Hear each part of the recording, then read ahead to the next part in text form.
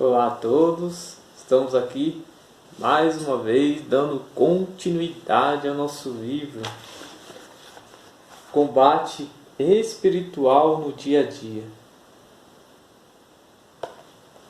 E venho a repetir que é continuação daquele que nós começamos, batalha espiritual entre anjos e demônios.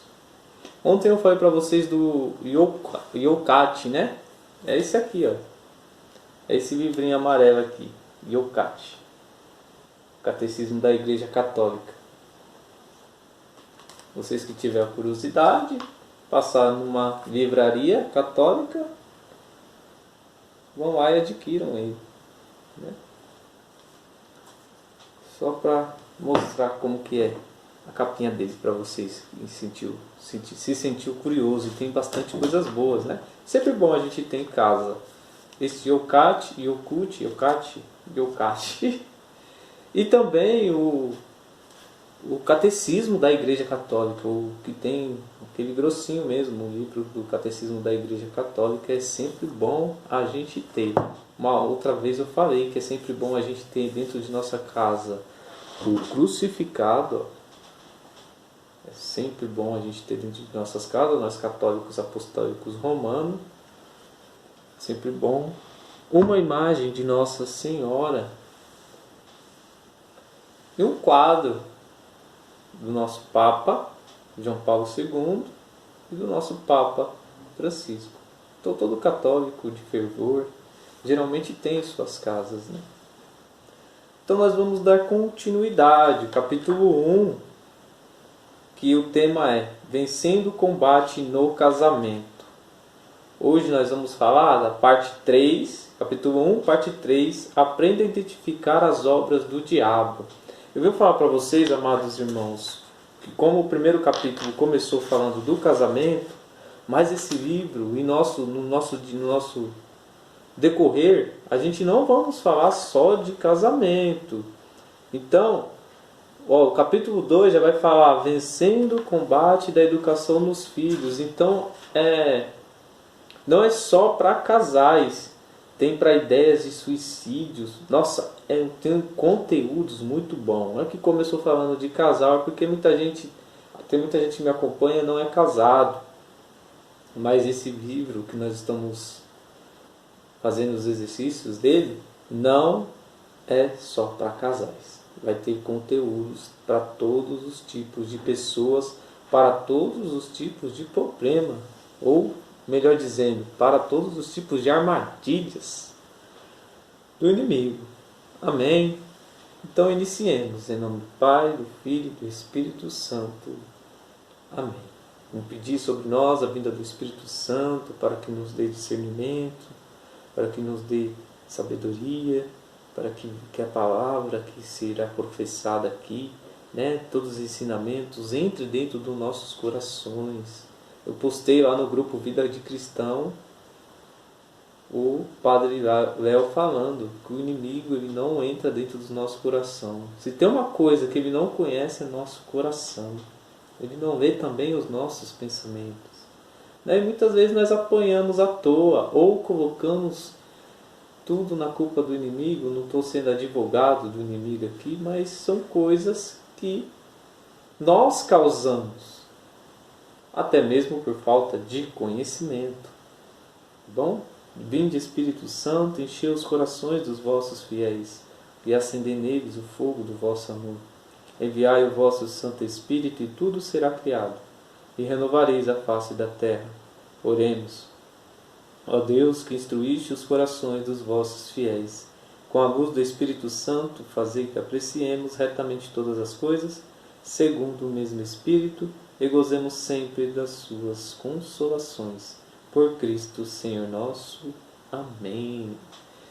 E também vamos fazer a oração do nosso Santo Anjo da Guarda. São Padre Pio dizia: não deixe o seu anjo da guarda desocupado. Devemos sempre pedir a intercessão do nosso anjo da guarda. Santo anjo do Senhor, meu zeloso e guardador, se a ti me confiou a piedade divina, sempre me redes, me guarde, me governe, me ilumine. Amém.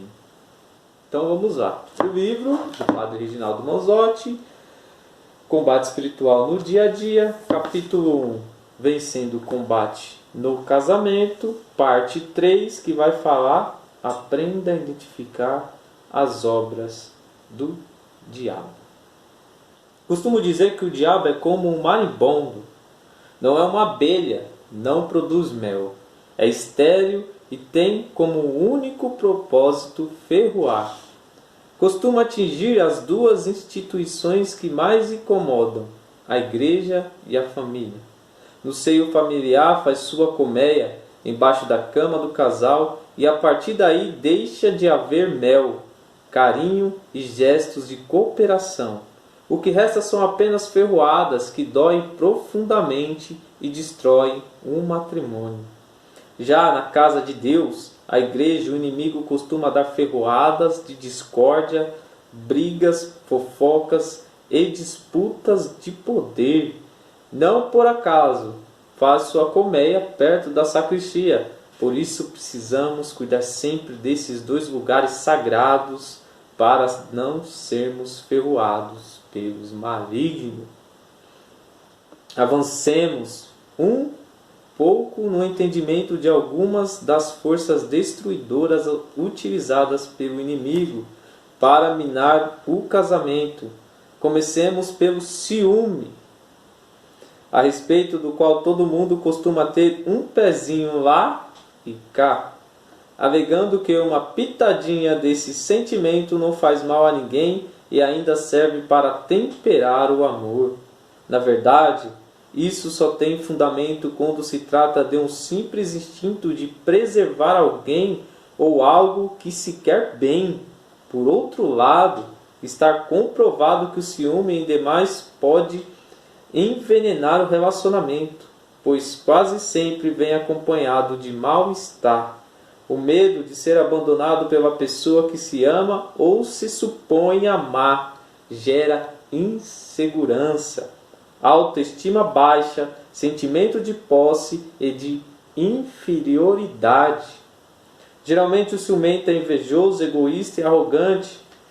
Ele não se sente totalmente incluído na atenção ou no sucesso do outro e por isso tenta podá-lo. Nesse processo destrutivo começa a tratar o outro como sua propriedade e a fabricar afrontas. Isso não é só para o casal. Quando na realidade a malícia e a maldade estão em seus próprios pensamentos, como escreveu o apóstolo Paulo a Tito: para os puros todas as coisas são puras, mas para os impuros e descrentes nada é puro. Tanto a mente como a consciência deles são corrompidas. Tito 1, versículo 15. Os ciumentos patológicos não admitem suas limitações e transferem para outra pessoa suas culpas, sem, porém, lhe dar direito a maiores explicações. Em geral, não gostam nem de falar sobre o assunto, o que no limite pode levar ainda à manifestação de doenças emocionais. O ciúme gerado pode culminar em violência doméstica e até em crimes supostamente cometidos em nome do amor. Além do ciúme, há os estragos provocados pela avidez. Os sinônimos dessa palavra não deixam dúvida quanto ao seu efeito maléfico: ganância, ansiedade, impaciência, ambição, cobiça, avareza, sofreguidão, pressa, inveja, concupiscência. A avidez, portanto, pressupõe exagero, e todos os sentimentos que não são equilibrados tendem a nos escravizar. O apego demasiado a algo ou alguém faz desse objeto de desejo um ídolo, o que nos afasta de Deus e abre brechas para agir. Sabemos que os tempos estão difíceis e, como se costuma dizer, cobra parada não engole sapo.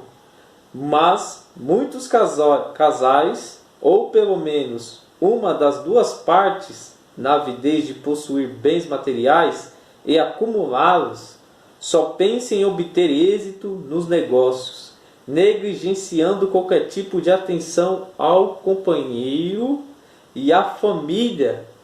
Com o tempo, a falta de partilha e as atitudes individualistas geram atritos. A convivência passa a ser permeada de irritabilidade, cobranças e etc. Querer uma vida melhor, com o conforto necessário para si e para os seus, não é pecado, amados irmãos e amadas irmãs. Longe disso, contudo, passa a ser quando entra na cena a ganância, o egoísmo e a busca desenfreada por ter cada vez mais, sem se importar com o que se sacrifica para agir esse objetivo. Preocupações exageradas despertam ansiedade e sofrimento, além de não resolverem os problemas. Como disse Jesus, quem dentre vós, com as suas preocupações, pode acrescentar um só côvado?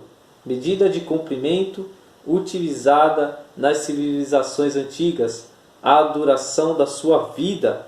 Mateus capítulo 6, versículo 27. Mas Satanás estimula a ansiedade, porque ela nos faz perder a confiança em Deus, antecipando uma dificuldade que nem sabemos se irá se consumar. E muita gente sofre dessa bendita ansiedade, viu?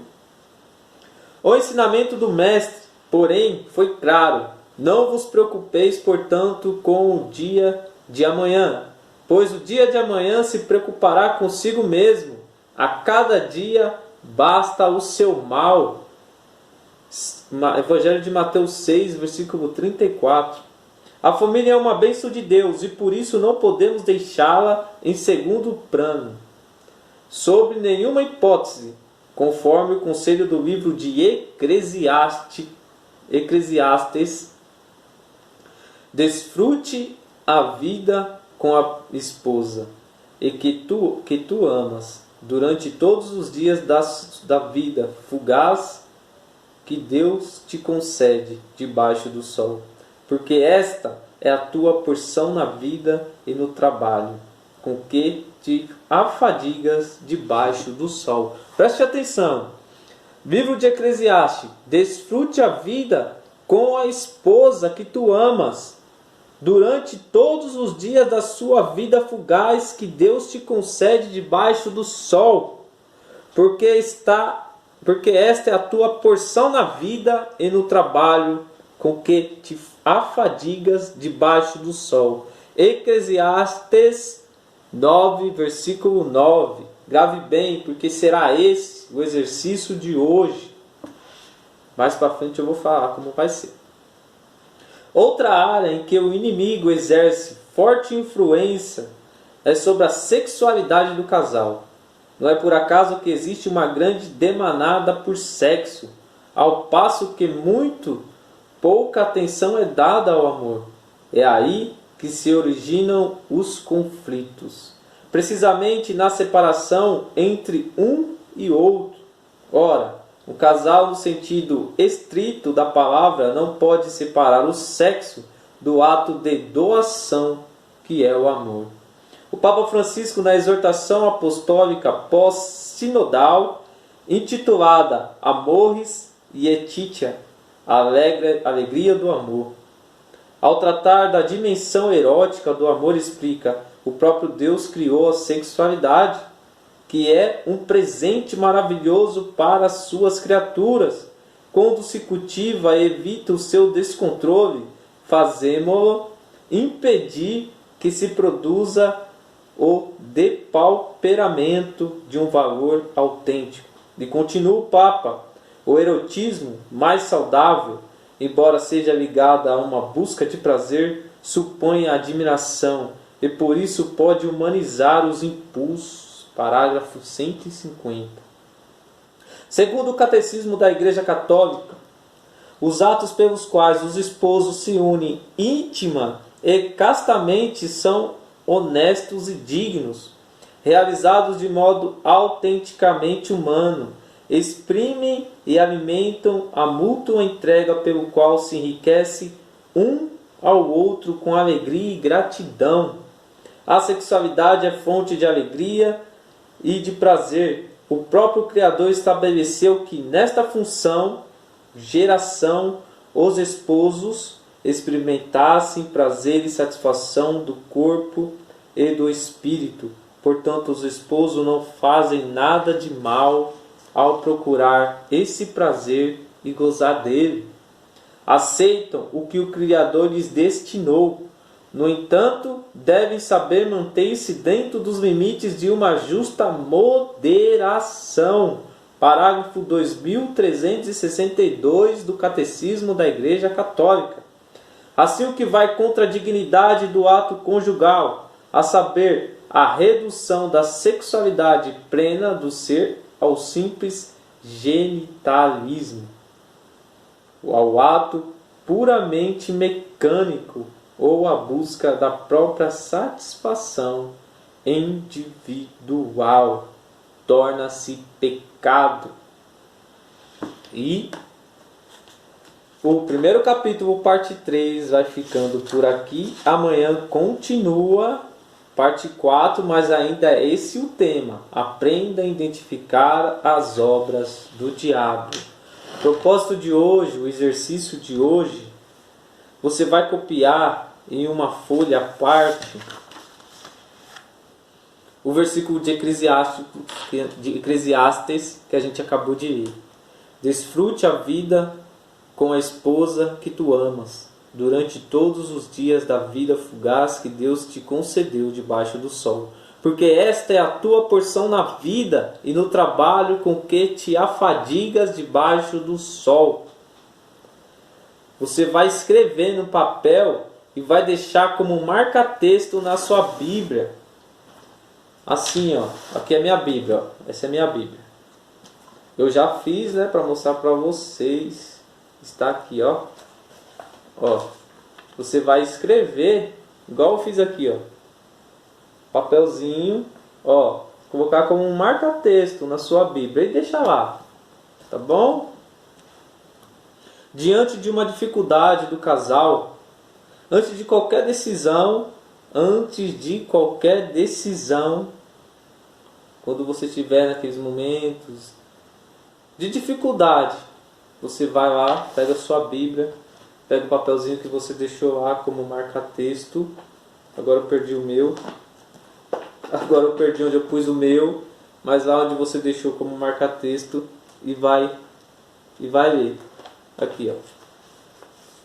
Tá bom? Então vai ficar dentro da sua Bíblia. É para escrever, né? Além de você riscar, grifar Eclesiastes 9, versículo 9 na sua Bíblia, você vai escrever no papelzinho, assim como eu fiz, e vai deixar lá. Sim, é para escrever, sim. Tá bom? Quando tiver um momento de briga entre o casal, quando tiver alguma dificuldade e você for procurar uma palavra de conforto aqui antes de qualquer decisão, vá na Bíblia, ver o que Deus quer falar com você antes, tá bom?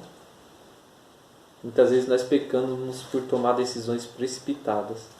E esse papelzinho vai estar sempre dentro da sua Bíblia, para você lembrar que existe um esposo, que existe uma esposa que você jurou na saúde, na doença, na alegria e na tristeza, até que a morte o separe.